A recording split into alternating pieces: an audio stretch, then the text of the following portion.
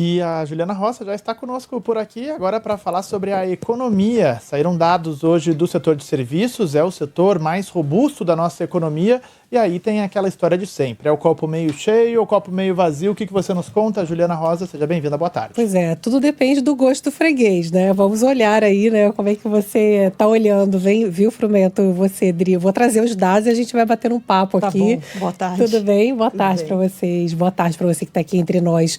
O número mostra uma estagnação do setor de serviços, 0,1% só de crescimento em agosto na comparação com o mês de julho. O mês anterior já tinha crescido só 0,2%, ou seja, está ali perto do zero, mas é um setor que está operando num patamar recorde ainda, ou seja, a gente tem um volume hoje de serviços ofertados, tanto às famílias, o que são serviços?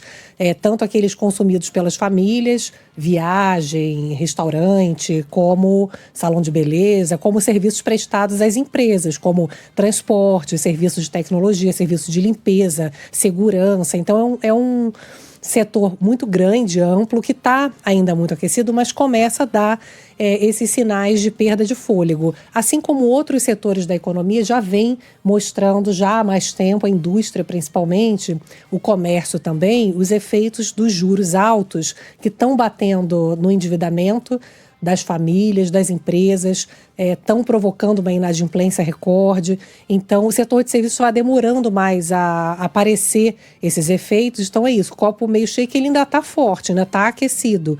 O copo meio vazio é que, assim como outros setores da economia, ele também já começa a dar esses sinais de perda de fôlego. O que era esperado, né? Porque o próprio mercado de trabalho, que também tem o copo meio cheio, meio vazio, o meio cheio é que a gente está com a menor taxa de desemprego da história, né? O meio vazio, eu diria que a taxa de desemprego parou de cair, mas parou de cair em 5,6%, que é uma taxa muito baixa para o país, né, para o histórico do Brasil. E os salários, a renda, vinha crescendo direto, já tem 2 meses também que ela está andando de lado, ele parou de crescer. Então, as pessoas não estão conseguindo mais negociar tanto aumento salarial. Então, isso já é alguns sinais de que começa a dar uma esfriada, embora esteja ainda aquecido. Então, a gente tem esse momento, né, em que você tem uma economia que ainda está forte, mas vai dando cada vez mais sinais claros de que ela vai fazendo esse pouso, né, que é o que se espera.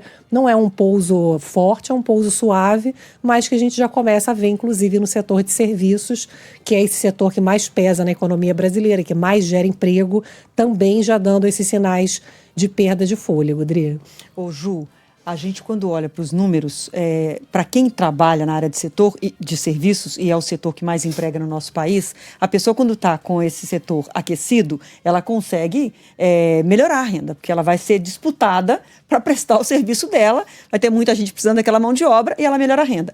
Mas, por outro lado, a gente sabe também que a gente precisa fazer esse pouso, como você disse, né? A gente está amargando aí uns juros altíssimos, de 15%, a taxa Selic, e ficar com esses juros por muito tempo, se a economia persistisse aquecida demais, significa juros muito altos por muito tempo. Já está alongado esse período, né? Exatamente. Então, ainda que a notícia represente para quem presta serviço, para quem estava vendo ali com o setor aquecido uma melhora de renda, é uma notícia que faz com que, de fato, a economia esteja, de alguma forma, seguindo na direção que ela está sendo conduzida, né? A gente está pagando um preço alto para a economia ser conduzida na direção de controlar a inflação, de ficar um pouquinho menos aquecida, para a gente depois, lá na frente, colher os frutos. Assim esperamos, de um juro mais baixo, de uma economia mais equilibrada. Exatamente. É esses dois lados, né, que você está trazendo bem, que é o fato de que a economia ela está demorando a desaquecer com um juro tão alto, que já era, inclusive, para ela estar num patamar mais fraco, até vem chamando atenção, até o próprio Banco Central